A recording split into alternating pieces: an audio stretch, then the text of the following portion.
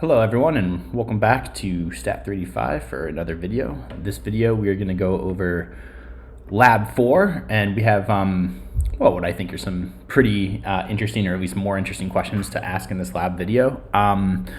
Okay, so let's get started. Okay, so I have RStudio open, I'm in my art project, and I have seemingly two directories for Lab 4, whatever. Okay, so I'm going to go to FizzBuzz.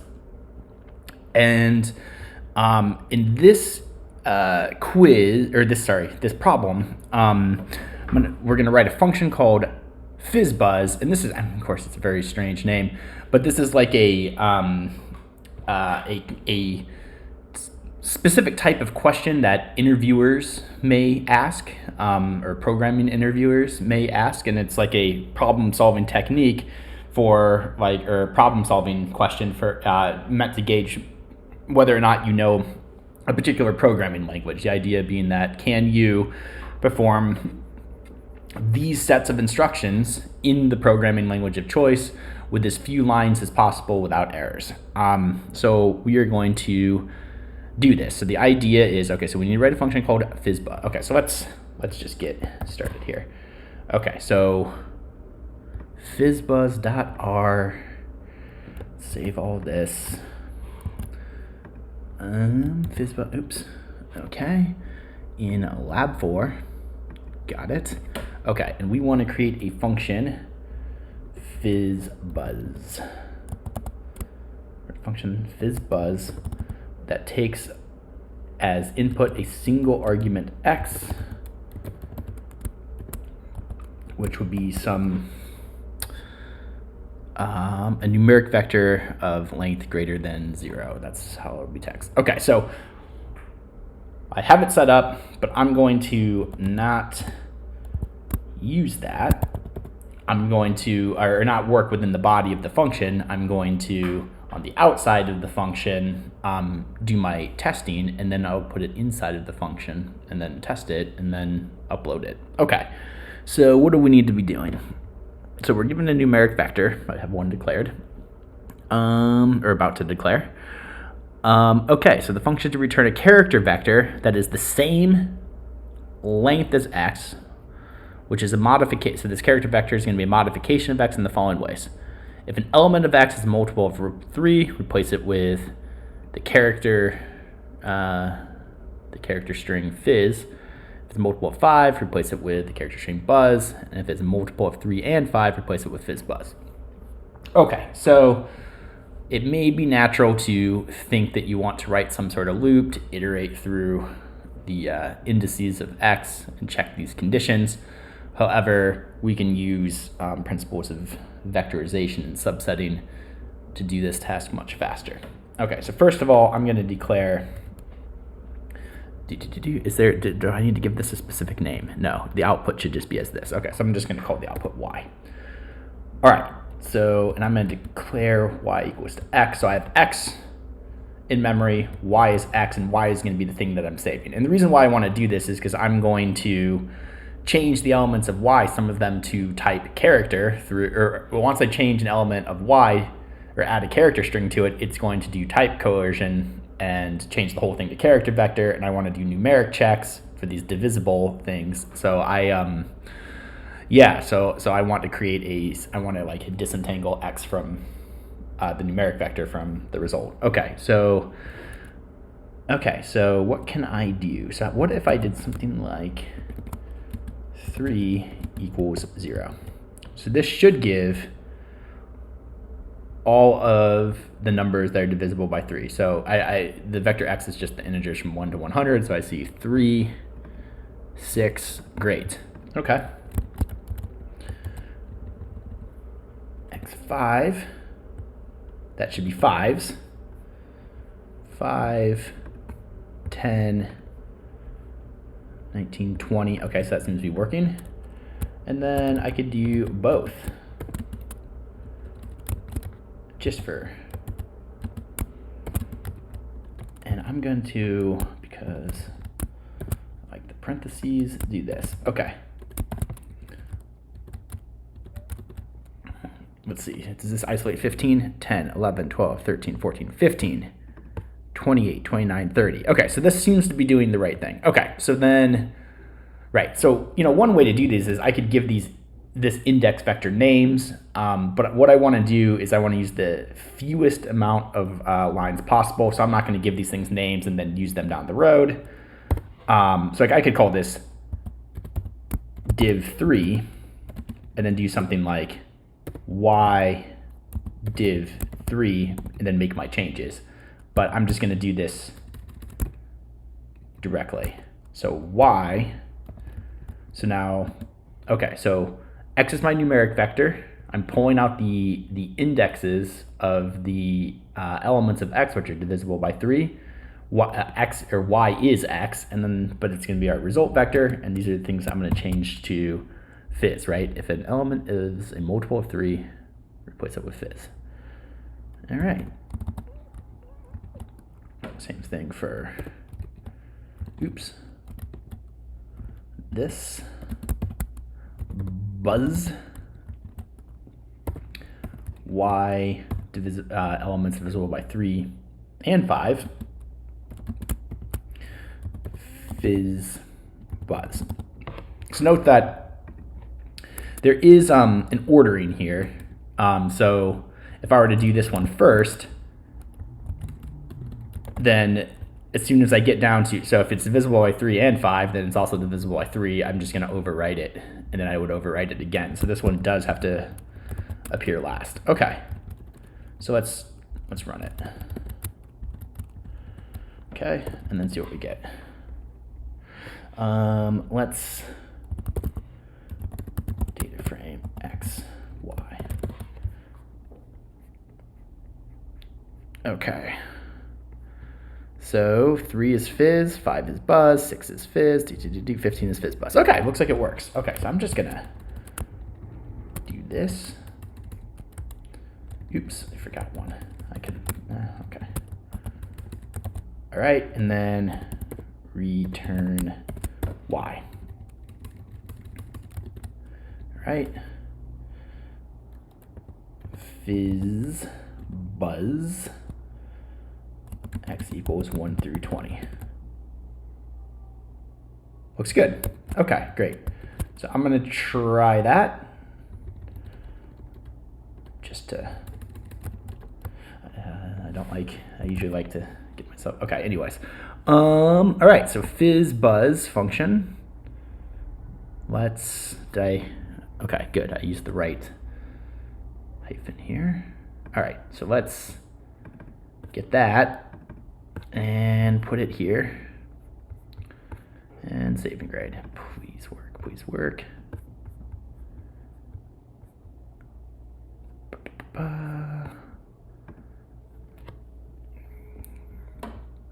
12 out of 12. Awesome.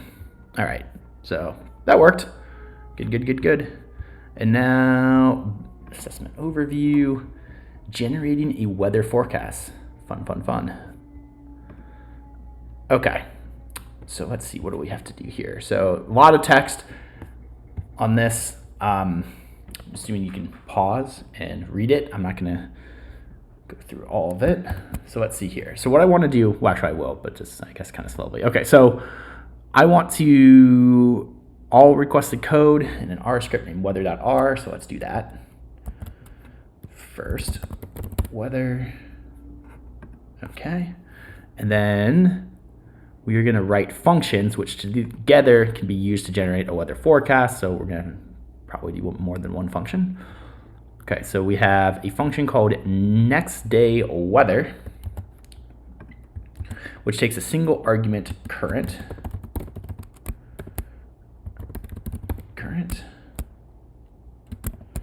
Okay. And the function should return a numeric vector of length 1, which represents the following day's weather. To calculate the following day's weather based on the current, we're going to use this table. So this is like not exactly, as you can see, like an accurate forecasting system for the weather, but it's just a simple table of rules to test programming ability, namely with these probably some sort of nested else if type logic here.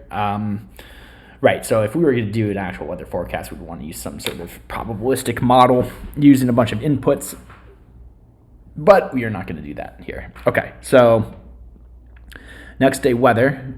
So the function should return a numeric vector of length 1, which represents the following day's weather. So, okay, so let's do if current is less than or equal 70, then we want current plus 3. And I'm going to just put the return statements inside this chain. Okay. So now, else if current is less than or equal to 72, we're going to do current minus 1. Okay, so one little note here. Actually, let me get into the next one. No, I could say it now. So if I have like 68 as my current value, then this is true and this is true, right? But this sort of chain will short circuit at the first truth and then do the task, and will ignore the rest of them. So it won't like keep overriding itself and run the logical chain. So it's at the first instance that the condition is satisfied, that's what gets done, not later instances that also satisfy the condition. So this is written in a very particular way. It's kind of natural to how the table works, but it is actually more sophisticated than what it appears.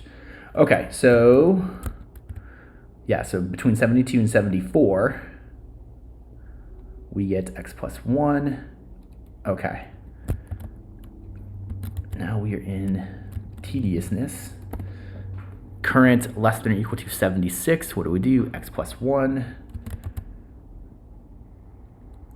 78. X plus current plus 3. 80 minus 5. Else current, return current minus 2. Okay, so let's just try this out. Current equals 90. So if you go down here, you can see that the first day will be 90, so it should kind of make sense. Okay, what we get? Oops. Oh, right. This actually works within the function. Let's just... okay, well... Okay, let's see...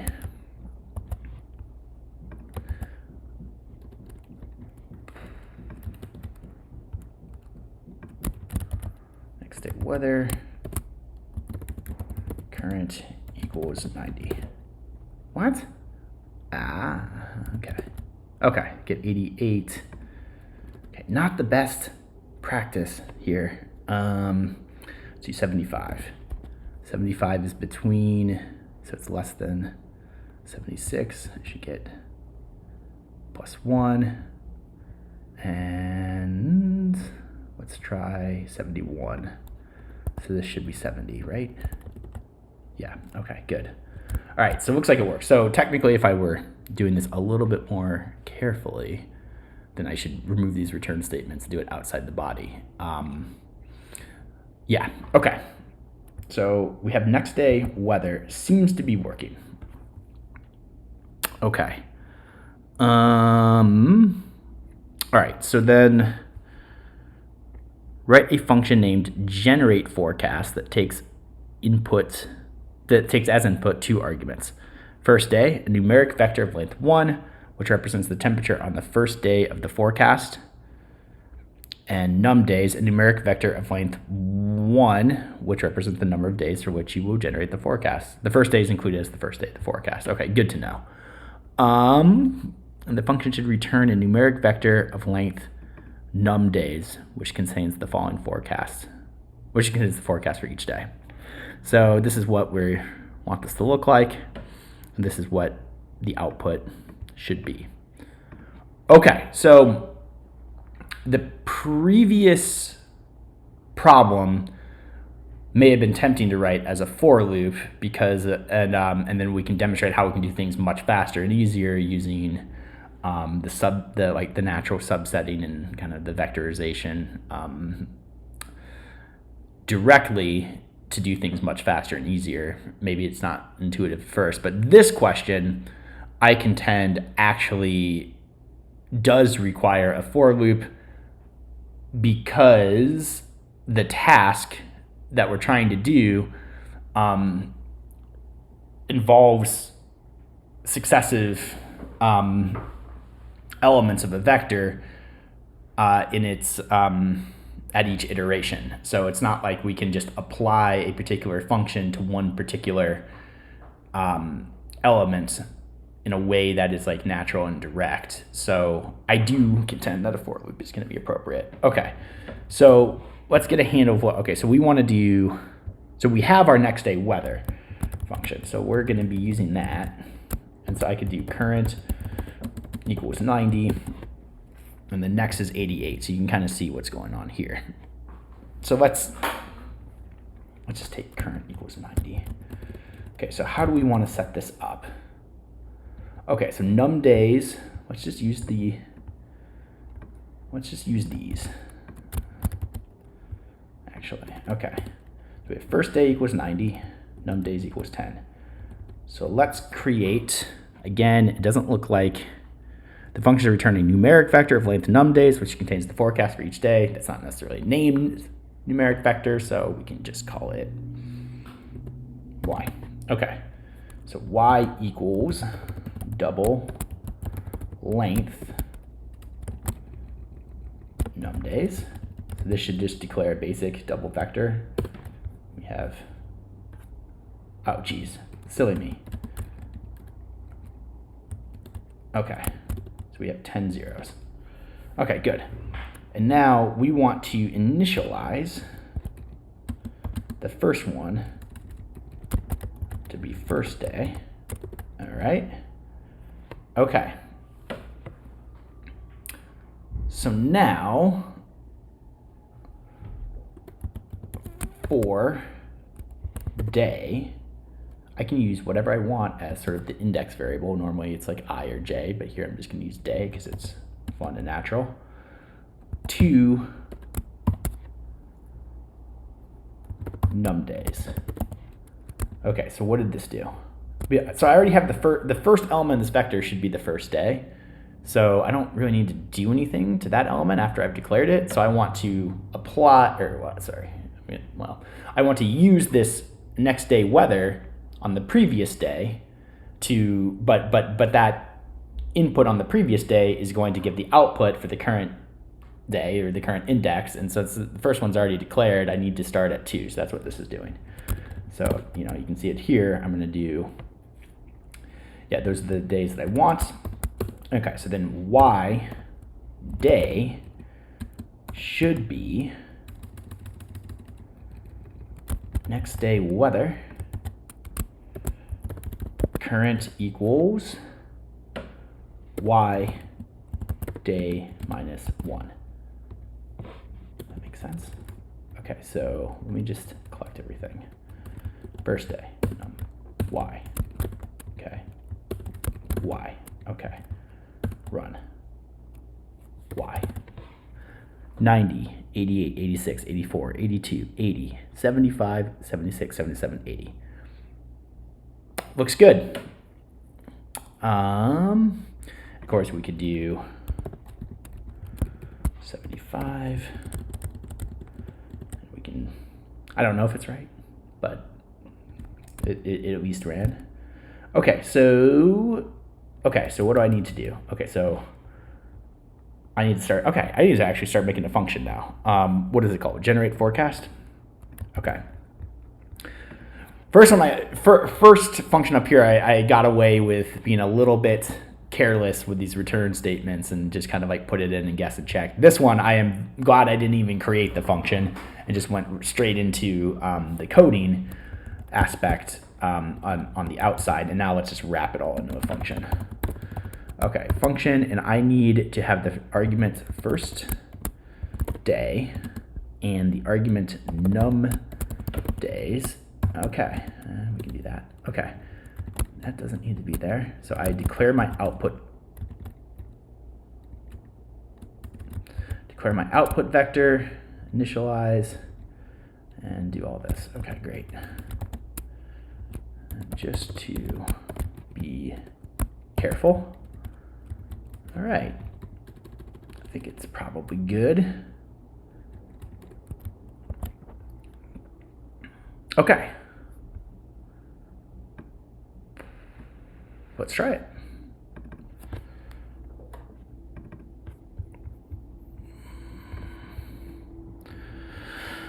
Save and grade.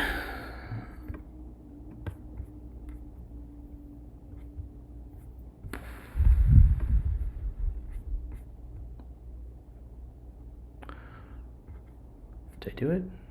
Good. Good.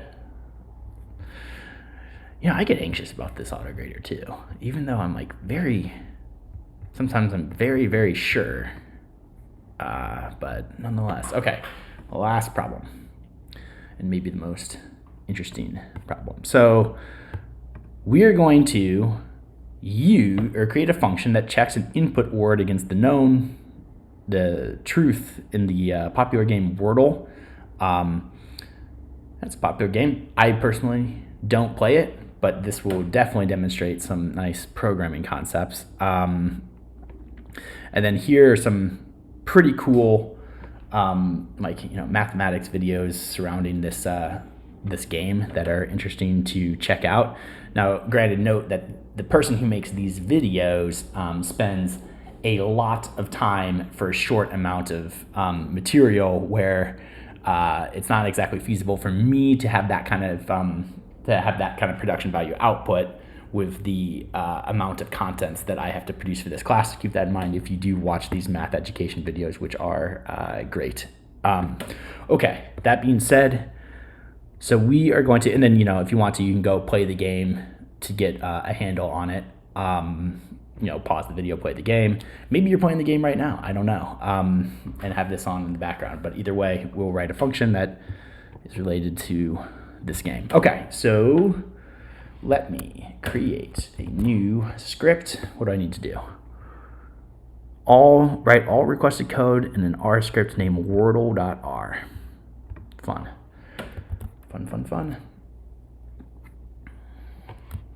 So let's do that. Save here. And we're going to write a function named checkWordle, which is going to take 2 input arguments.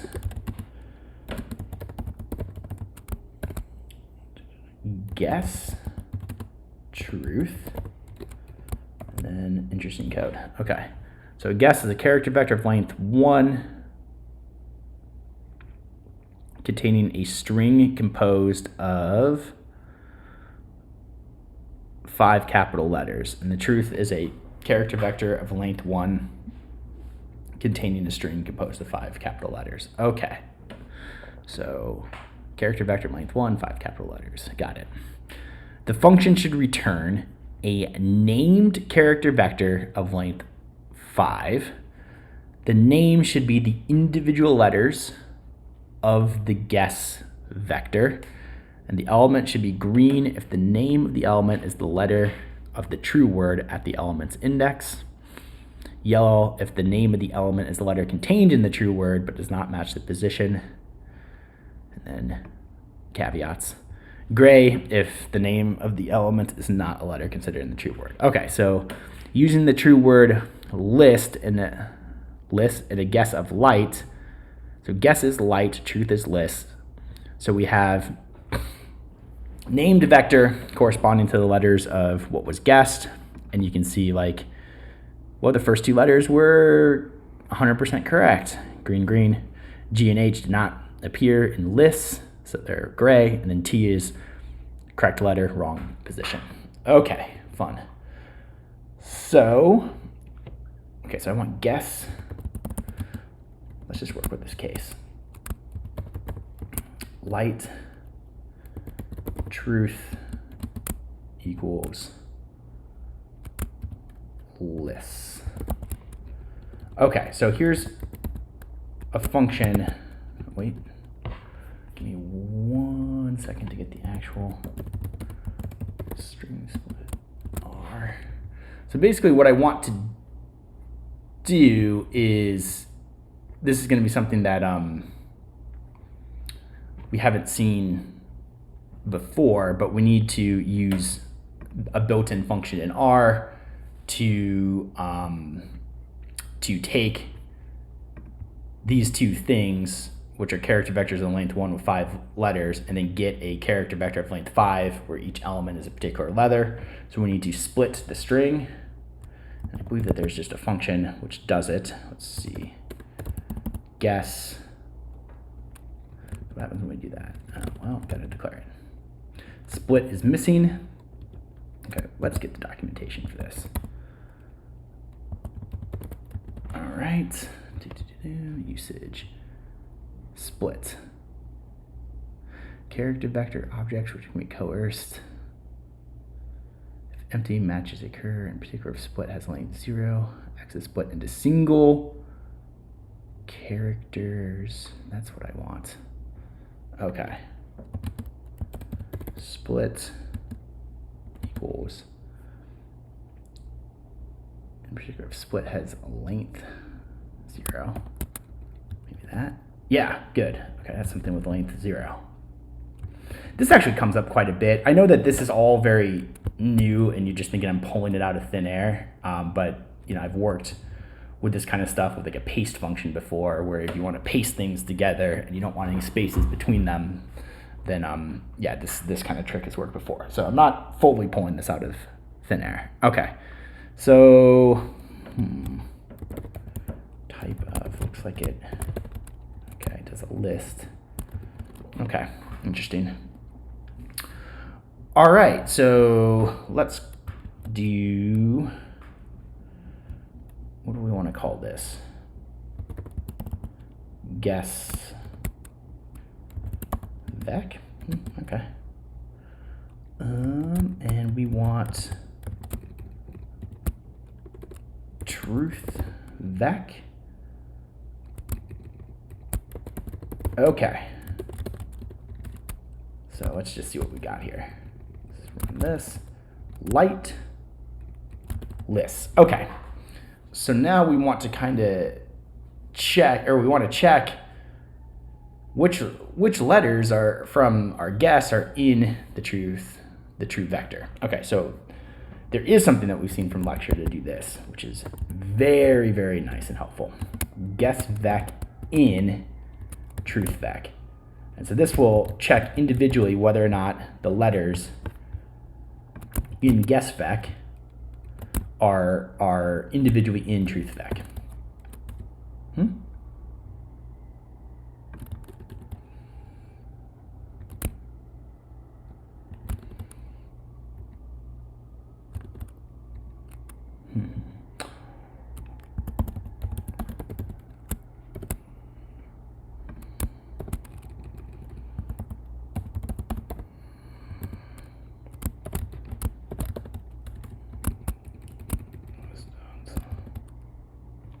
Oops. Give me one. Oh boy, what is going on here?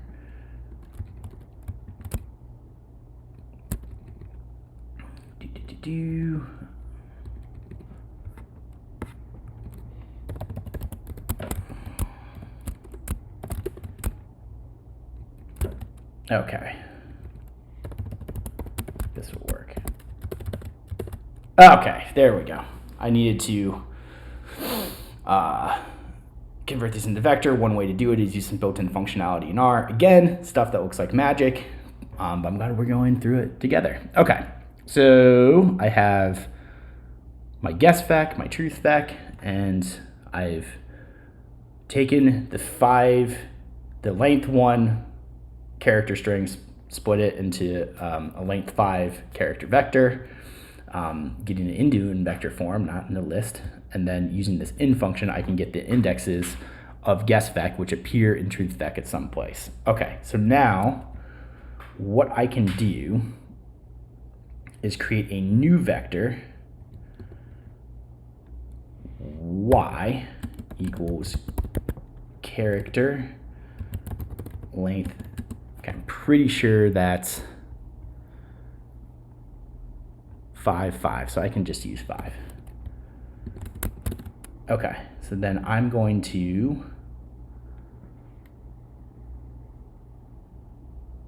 y this condition equals, you know what? Actually, I want to do if else y, or sorry, if else condition. Okay, if else condition, so if it's true, I want yellow. And if it's false, I want gray. Let's see what this does. Aha, there we go. I want to call that y. All right, so, and then I want to, on top of that, go y guessVec equal to truthVec equals green. Make sure it's spelled correctly. Okay. So let's see here. Y, and then what do I get? Okay, so green, green, gray, gray, yellow. It's correct. The problem is that it doesn't, it's not named vector. So names y equals guessVec. Aha, there we go. All right, so now I can see, now I have output that's meaningful for my guess and is very, very readable. And I can see, based on this output, exactly sort of what needs to be changed in order to make a better guess in the next round. Okay, so we need to wrap this all into a function. Well, I already have it, great. All right, and then return y. All right.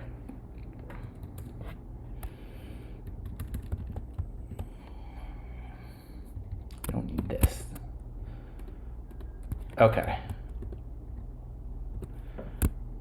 And then I'm going to add some comments to this. Split inputs into length 5 character vectors.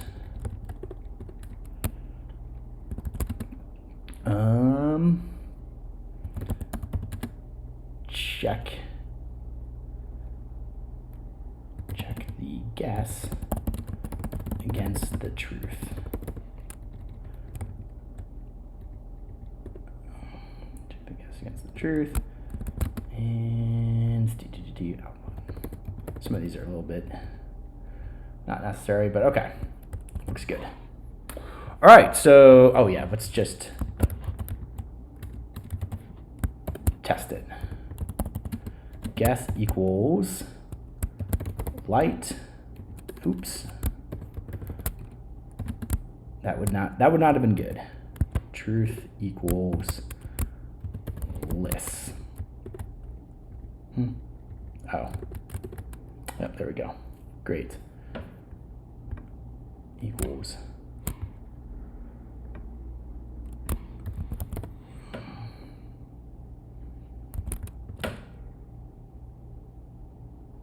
Cool. Okay, nice. All right, so looks like it works. So let's try it. Run it in our auto grader. Okay, Wordle. Is it, I gave it the right name? Yes.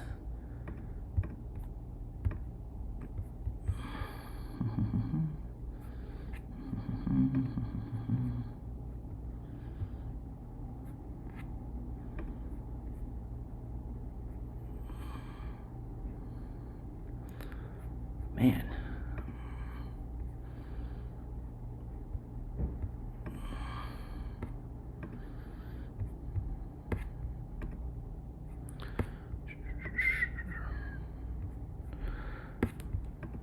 Man, this is slow on my end.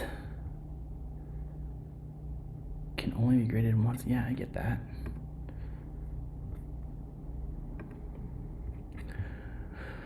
All right. Well, we are just... Did my internet go out? Okay, good. 100%. I see something on my assessment and overview. Okay, got it. Man, I get...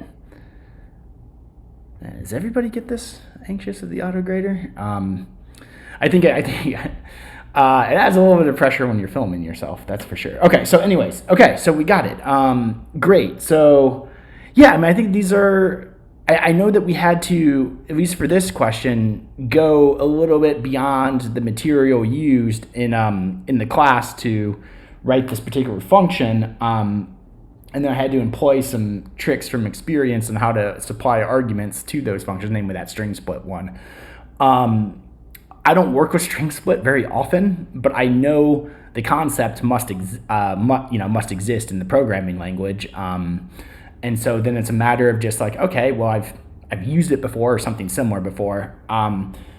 Let's just get to the documentation and then figure out how we use this function and then go to work on it. And if we're being careful and writing our functions like in a way where we can check our work not inside the function body, then we can, update and try things really fast. And then when we're done, put it into the function body. I know in one of the cases I got a little bit sloppy there, but that one was more tedious and not necessarily mentally challenging. So I was able to get away with it. But these other the for loop one for the generate forecast and this Wordle game, it was absolutely, for me, essential to work outside of the function body. And I think that I saved a lot of time by doing that. Okay, anyways, I'm starting to ramble. If you made it to the end of the video, thank you, good job, and I will see you next time. All right, take care, bye.